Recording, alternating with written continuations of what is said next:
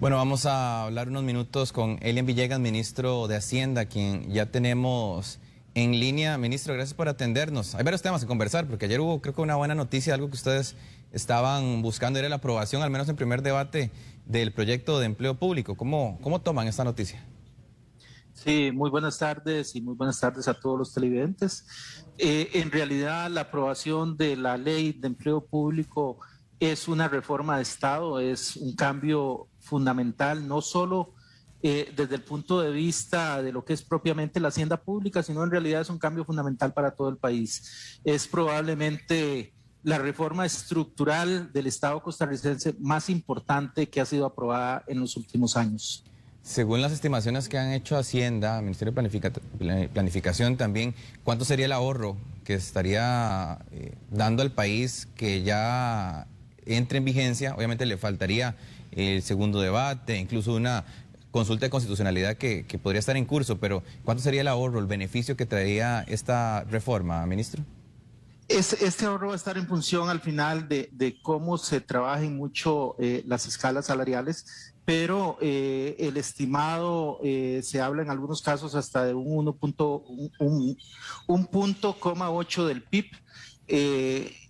Ahora, este es un ahorro que hay que ir viendo a mediano y largo plazo y que luego llegará un momento en que se estabilizará y a partir de ahí ya uno lo podrá tomar como un ahorro definitivo a lo largo del tiempo. Pero creo que la ley va mucho más allá incluso del tema fiscal. Creo que es una ley que también nos va a ayudar a aumentar lo que es propiamente la eficiencia, los procedimientos de contratación, de selección y finalmente de ascenso en una materia tan delicada y donde ocupamos tanta eficiencia como lo es el empleo público. Ministro, ayer votaron afirmativo a este primer debate 32 diputados. 15 se opusieron, un grupo bastante importante, incluso promovido por don José María Villalta, el Frente Amplio, buscan esta consulta de constitucionalidad ante la Sala Constitucional para ver si riñen algún aspecto con la ley, la norma vigente. ¿Le preocupa esta consulta que se está mandando a la Sala? No, creo que la consulta es importante y sobre todo en una ley que tiene tanta trascendencia, es importante tener claridad. Si hubiese algún tema que aclarar, pues también existen los instrumentos dentro del mismo proceso legislativo para que se hagan las aclaraciones correspondientes y que la ley tenga la fortaleza constitucional necesaria para persistir en el tiempo. Así es que desde ese punto de vista creo que es sano.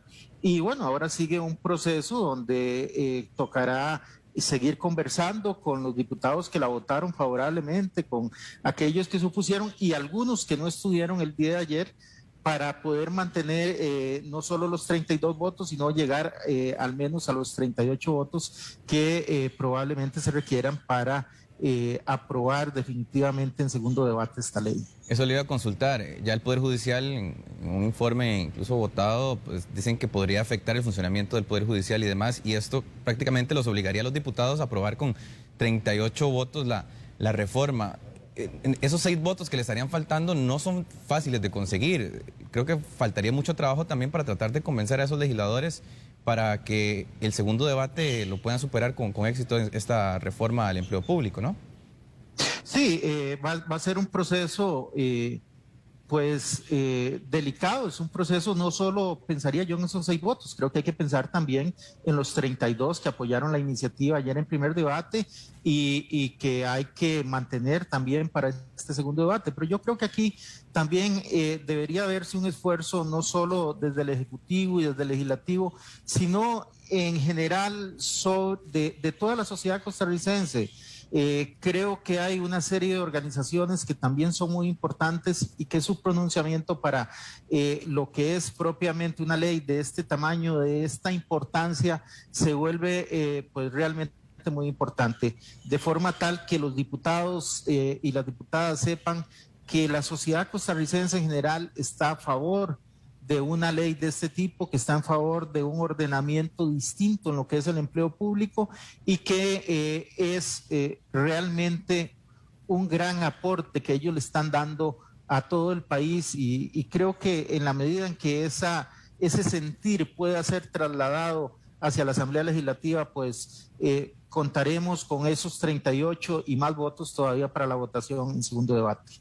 Ahora, Elian, si es complicado conseguir esos votos para ese segundo debate, después de la consulta, que puede tardar un poco más de un mes, hay otra presión y es el plazo que tenemos con el Fondo Monetario Internacional para el crédito que se está gestionando. Y creo que la reforma es fundamental dentro de la meta de conseguir ese crédito.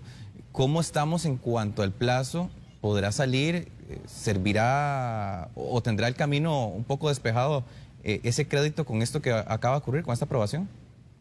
Creo que en este momento el crédito más bien está en manos de la Asamblea Legislativa. Lo que nosotros esperaríamos es que se apruebe, ojalá de ser posible, esta próxima semana.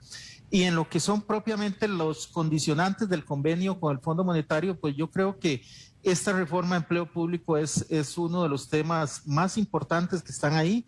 De hecho, es lo que se ve como una reforma macroestructural y creo que a nivel del convenio con el fondo, más bien la aprobación que realizó ayer la Asamblea Legislativa, pues viene a fortalecer la posición que hemos venido sosteniendo al señalar que estamos en el camino de un ajuste fiscal y que este es un ajuste fiscal que va a ser convenido con toda la sociedad costarricense. Ajustes que no caen del todo bien, sobre todo en sindicatos, se ha señalado incluso hasta el tema de autonomía municipal, universitaria. ¿Qué le dice usted a esos grupos que se oponen tanto a este proyecto? Y bueno, ya por lo menos superaron el primer escollo, que era el primer debate, al menos en Asamblea Legislativa. Sí. Creo que hay que entender una cosa que es muy importante. Cuando nosotros hablamos de empleo público y del gasto que se realiza en empleo público, la mitad de los impuestos que nosotros recogemos en el Ministerio de Hacienda se van para empleo público. Es decir, de los impuestos que cada uno de nosotros pagamos, la mitad se están tomando para pagar empleo público. Y eso es un monto muy alto, incluso en relación con otros países de la OECD. Por esa razón, se vuelve vital realizar este cambio.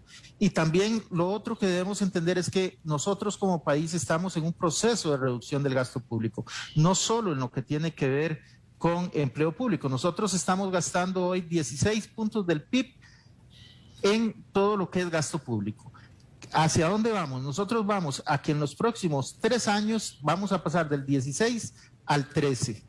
Y eso va a ser una diferencia enorme para efectos del ajuste fiscal. Por esa razón, precisamente, es que hemos planteado todo el proceso de ajuste fiscal ante la Asamblea Legislativa y hemos dicho del ajuste fiscal total, 2/3 van a ir por el lado del gasto público, solamente 1/3 va a ir por el lado del ingreso. Y eso es un proceso, la verdad, bastante sui generis, bastante particular, porque lo normal es que los ajustes se hagan por el lado de nuevos ingresos. Acá nosotros, atendiendo la voz de la gente, lo que hemos dicho es este proceso de ajuste, este convenio que tuvimos con el Fondo Monetario Internacional va a ir 2/3 por el lado del gasto, vamos a disminuir el gasto, y solamente 1/3 por el lado de lo que es propiamente nuevos ingresos. Ministro, otro tema que creo que ha sido de mucha discusión durante la semana. Usted hacía una advertencia sobre los pagos en Simpe Móvil, que podría haber mucha evasión del pago de impuestos y que había que buscar una alternativa.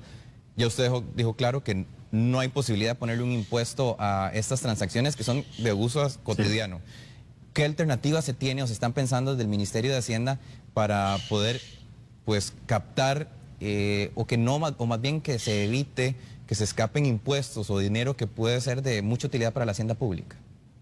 Sí, muchas gracias primero por aclarar que nunca hemos estado planteando un nuevo impuesto, realmente ese es el punto central que debemos dejar claro. Nosotros lo que hemos estado señalando es que por medio de Simpe se están realizando una serie de compraventa de bienes y servicios y que esos bienes y servicios tienen que pagar IVA en la vida real, fuera de Simpe pagan IVA. Entonces, no podemos entender, y creo que algunas personas pueden estar malinterpretando, que si realizan esas compraventas de bienes y servicios y hacen el pago por Simpe, no tienen que pagar impuesto. Y eso no es así. Cuando hagan una compraventa de bienes y servicios y la cancelación se realice por medio de Simpe, que es solo un medio de pago, igual tienen que emitir la factura, e igual tienen que pagar el IVA, e igual la persona que recibe el ingreso debe incorporar ese ingreso para efectos de impuestos sobre la renta. Lo que hemos venido planteando es que cualquier transacción de bienes y servicios que se realice por medio de Simpe o cuyo pago se realice por medio de Simpe está sujeta a las mismas condiciones tributarias que si la hiciéramos con una cancelación fuera de SIMPE, ya sea por medio de tarjeta de crédito, por medio de efectivo, por medio de una transferencia de otro tipo. Cualquier cosa que nosotros hagamos y que se liquide por SIMPE está sujeta al mismo régimen tributario, al pago de los impuestos que estaría fuera de SIMPE. Eso es lo que hemos querido nosotros señalar, porque sí hemos visto un crecimiento realmente espectacular de la plataforma en el último año, al punto de que prácticamente un 90% de lo que se ha transado en esa plataforma a lo largo de los 6 años que tiene ha sido en el último año. Creo, ministro, perdón que lo interrumpa, creo que ustedes daban estos datos. En el 2019 se hicieron 6,2 millones de transacciones en SIMPE Móvil y el año anterior 55 millones. Ahí queda evidente el uso que se le da a esta plataforma. Sí. Sí, y en términos de colones, en términos monetario propiamente, imagínense que a lo largo del tiempo lo que se ha manejado en SIMPE Móvil ha sido 1.1 billón 850 mil millones de colones.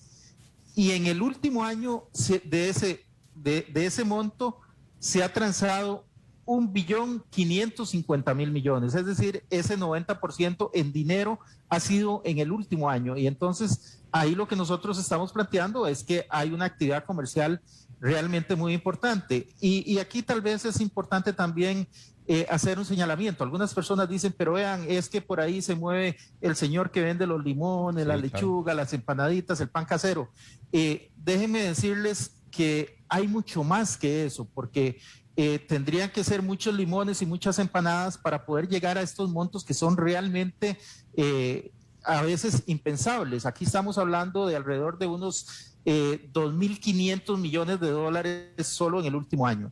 Entonces, aquí hay una actividad comercial que es muy importante, que también se está realizando, que se está pagando por medio de la plataforma, y nosotros lo que queremos es entrar en una revisión para que aquellas transacciones donde se tengan que pagar los impuestos se paguen tal y como se debe.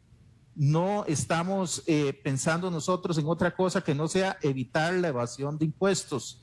Es importante y es conveniente para todos los habitantes de Costa Rica, es nuestra obligación y eso es lo que queremos hacer. Nunca hemos pensado en un impuesto nuevo para SIMPE. ¿Cómo sería eso, ministro? ¿Qué han pensado? Porque incluso uno podría, desde amplias transacciones o muy altas de compras grandes de dinero o incluso hasta el pago de un desayuno a un compañero que le hizo el favor de comprar el desayuno en la mañana, que esos son 2.100 colones, 2.500 colones. ¿Qué harían ustedes para que no caerle más bien sobre las transacciones pequeñas y afectar realmente a gente que incluso trabaja con eso, que gana con pequeñas ventas? Sí, no, ese tipo de mecanismos son absolutamente válidos y sobre eso no hay que pagar ningún impuesto. ¿Por qué? Porque el impuesto de ese desayuno ya lo pagaron a la hora de comprar el desayuno, claro, y ahora lo que usted está haciendo es una devolución. Igual las transacciones entre familia, los movimientos entre cuentas propias, etcétera. Aquí lo que andamos buscando, y también hay que verlo desde el punto de vista tributario, imagínense qué caro es para tributación ponerse a buscar a un señor que lo que hace es vender pan casero y entonces hacerle todo un procedimiento a ese señor para poder llegar a la determinación de cuál es la deuda tributaria del señor. Ese no es el afán de la Dirección de Tributación, no sería eficiente en el uso de los recursos. Lo que aquí se buscan son donde hay movimientos importantes, donde hay una concentración, en qué sectores, en qué personas, en qué empresas, y a partir de ahí incluso se revisan algunas de estas empresas que estuvieran recibiendo cantidades importantes y se hace un chequeo contra la facturación electrónica para ver si los ingresos corresponden con las facturas y a partir de ahí se puede tomar o no alguna determinación. Pero en todo caso hay que tener presente siempre que el objetivo de la tributación es ser muy eficiente en el uso de los recursos y que por supuesto estas transacciones pequeñas, estas transacciones que muchas son en la informalidad, en pequeñas actuaciones que se realizan, pequeñas acciones comerciales, eso no es desde el punto de vista tributario pues relevante para efectos de la hacienda pública. Los montos altos, entonces sí sería factible que ustedes valoren grabarlos. No, ya hoy están grabados. Pero por SIMPE Móvil. Sí, no, en Simpe Móvil están grabados, digamos, en el tanto sean transacciones comerciales, no están grabados en el tanto no sean ese tipo de transacciones, pero ahí ¿qué es lo que estaríamos buscando y qué es lo que estaríamos revisando? Que esas transacciones comerciales, por ejemplo, usted va a algunos negocios y dice, deposite por Simpe. Entonces, perfecto, no hay ningún problema. Un negocio puede pedir que le depositen por Simpe, mientras emita su factura y la factura incorpore el IVA y luego pague ese IVA a la hacienda pública, porque es el segundo tema.